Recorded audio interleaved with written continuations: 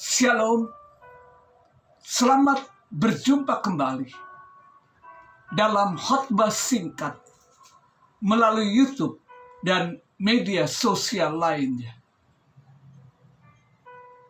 Minggu kelima bulan Januari 2022. Khotbah singkat berisikan kesaksian hidup kami, keluarga kami, dan ketiga putri kami sehubungan dengan hari ulang tahun dari istri pada tanggal 28 Januari sekaligus hari pernikahan kami, serta berkumpulnya kembali ketiga anak kami setelah mengikuti pendidikan strata 1 di Malang dan Surabaya. Namun kesaksian singkat terbatas pada 3 topik. Topik ke-12, 20 tahun pernikahan, Tuhan itu baik. Topik ke-13, keluargaku, berkat Tuhan. Topik ke-14, putri-putri kami, malaikat-malaikat kami. Kita masuk topik ke-12, 20 tahun pernikahan, Tuhan itu baik. Tanggal 28 Januari tahun 1994 merupakan hari yang sangat spesial bagi kami.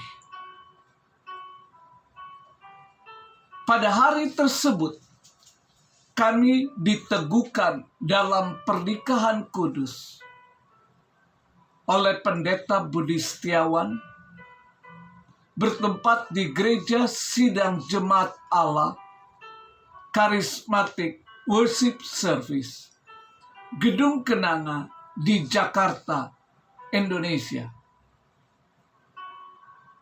Selesai ibadah dan pemberkatan nikah dilanjutkan dengan proses pencatatan sipil berdasarkan ketentuan pemerintah. Dan pada malam harinya dilakukan resepsi pernikahan bertempat di gedung pertemuan Departemen Sosial di Jakarta. Juga pada hari dan tanggal yang sama, bersamaan dengan hari ulang tahun dari istri saya yang tercinta. Sehingga pada malam hari pernikahan tersebut diselingi dengan peniupan lilin hari ulang tahun. Kami berdua adalah pelayan Tuhan yang setia dan melayani Tuhan sejak usia muda. Saya seorang pelayan Tuhan dengan jawatan penginjil dan melakukan penginjilan pada gereja-gereja yang mengundang saya, baik yang ada di Jakarta maupun daerah sekitarnya. Pelayanan ini ada yang bersifat tetap dan ada yang hanya undangan pada waktu tertentu. Salah satu gereja yang dilayani secara tetap adalah gereja di mana istri saya melakukan pelayanannya. Istri saya seorang pelayan Tuhan sebagai guru sekolah minggu dan pemain musik pada setiap ibadah yang dilaksanakan. saat gereja istri saya melakukan kebaktian kebangunan rohani, saya diminta untuk melakukan training dan membimbing para pengerja. Pada hari kebaktian kebangunan rohani tersebut, saya datang lebih awal ke tempat di mana diadakan dan langsung berdoa.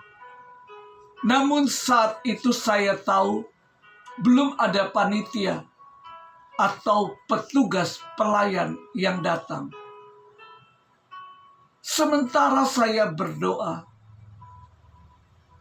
saya mendengar ada suara keyboard dan rupanya dimainkan oleh pelayan gereja. Kemudian hari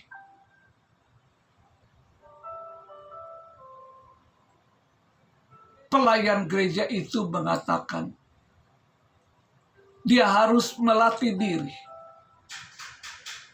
agar dapat memberikan pelayanan yang terbaik. Tanpa bertegur sapa, karena posisi duduk saya jauh di belakang, sementara pemain keyboard ada di atas mimbar. Dan tanpa setahu kita bersama, kami mempersiapkan diri masing-masing. Tiba-tiba suatu suara yang mengatakan, perhatikan pemain keyboard tersebut dan lihat kesungguhannya berlatih. Sementara saya perhatikan, tentu yang bersangkutan tidak tahu. Suara tersebut mengatakan, dialah wanita yang kupersiapkan untukmu. Setelah kebaktian kebangunan rohani dan hari-hari selanjutnya, tidak ada tindak lanjut. Dan kegiatan pelayanan kami berlangsung sebagaimana biasanya.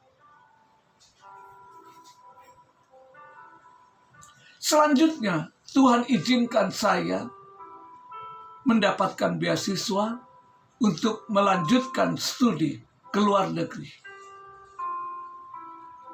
Sebelum keberangkatan, kami pernah bertemu di luar kegiatan pelayanan.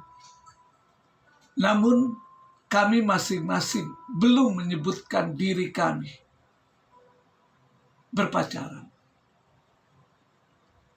Selanjutnya, pada waktu saya berada di Australia, kami masing-masing menerapkan pendekatan segitiga, yaitu masing-masing kami berdoa kepada Tuhan. Saya berdoa, apakah tulang rusuk saya yang hilang ada pada wanita ini? Dan juga wanita tersebut berdoa, apakah tulang rusuk yang ada pada dirinya adalah milik pria ini? Selama saya studi di Australia, di samping kegiatan perkuliahan yang sangat sibuk, saya juga terjun di dalam pelayanan Overseas Christian Fellowship maupun melakukan perjalanan pelayanan ke Sydney, jaraknya sekitar 60 km dari Wollongong, tempat saya belajar. Dan hal ini saya lakukan setiap Jumat sampai Minggu malam. Namun, doa untuk tulang rusuk tidak pernah lupa dilakukan. Hal ini juga saya sarankan kepada calon pasangan saya. Kami menguji dan pada saat tertentu kami mengikuti suara yang datang kepada kami secara bergantian. Dan ternyata setelah dikonfirmasi hal yang sama kami rasakan. Singkatnya, setelah selesai pendidikan saya langsung katakan bahwa kamu adalah wanita di mana tulang rusuk saya ada. Dan dengan malu-malu, wanita itu mengatakan, kamu adalah pemilik tulang rusuk yang ada pada saya. Wow. Lalu saya katakan, saat ini saya tidak punya rumah, tidak punya mobil, maupun lainnya. Jika bersedia, ayo secepatnya kita lakukan pernikahan. Tahun pertama pernikahan, istri saya hamil, namun mengalami keguguran. Selanjutnya Tuhan menguji kami selama kurang lebih 4 tahun. Kami berobat dan berkonsultasi pada beberapa dokter spesialis kandungan, serta melakukan berbagai pengujian laboratorium atas kami berdua. Pada akhirnya, salah satu dokter menyarankan agar kami melakukan proses bayi tabung. Sejak semula, saya yakin terhadap firman Tuhan. Tujuan pernikahan adalah untuk memiliki keturunan. Maka usulan dokter kami putuskan untuk tidak kami jalankan.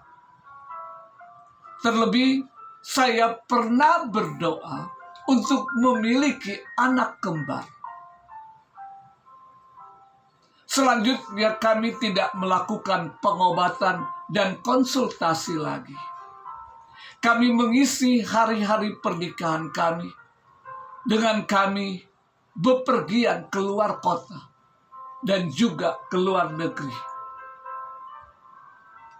Dengan tiada berkeputusan dan tetap beriman, akhirnya istri saya terlambat datang bulan dan hamil. Puji Tuhan.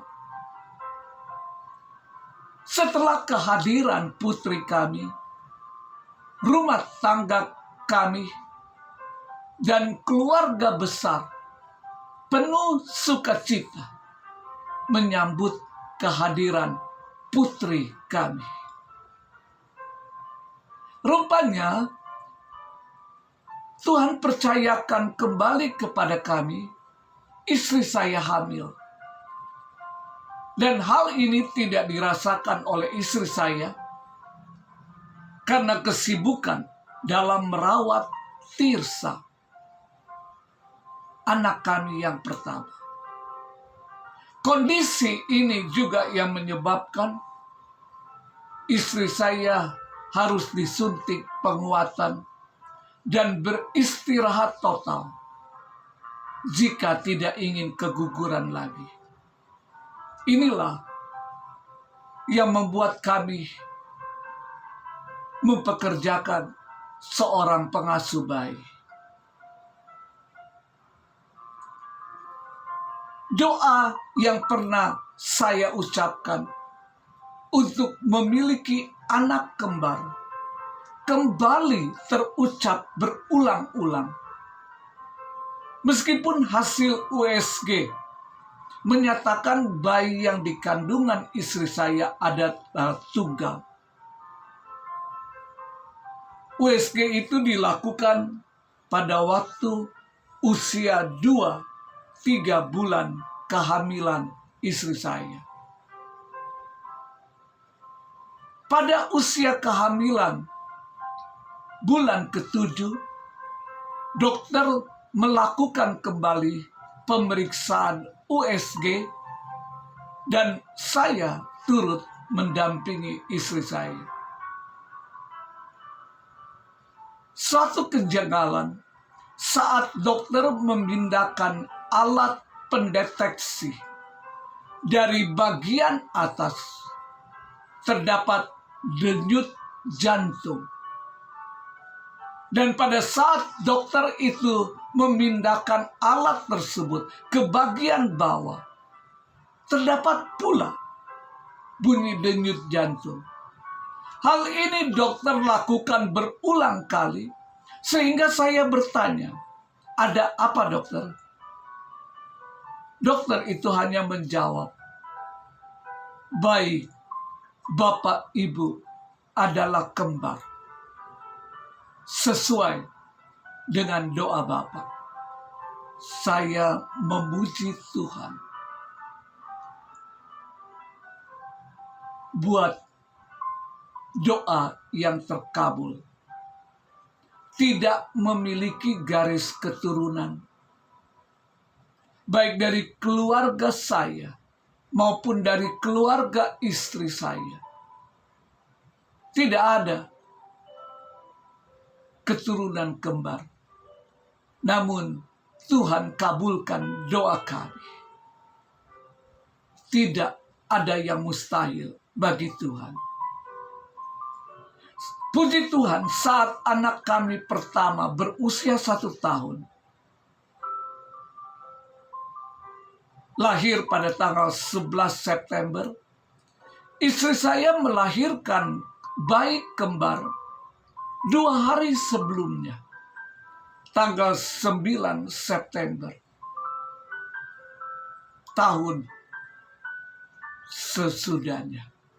Sehingga istri saya mendapatkan izin dokter dan tentunya didampingi oleh seorang perawat menghadiri hari ulang tahun anak kami yang pertama. Dan setelah acara berakhir, istri saya kembali ke rumah sakit. Tahun 2022, kami bersyukur saat pernikahan ke-12,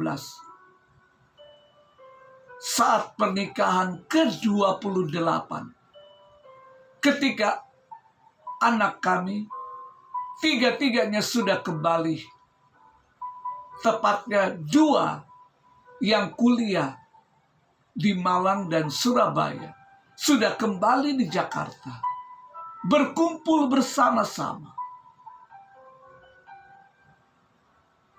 Anda bisa saksikan di dalam video kesaksian putri-putri kami, malaikat-malaikat kami. Puji Tuhan, kiranya kesaksian ini menjadi berkat bagi Anda.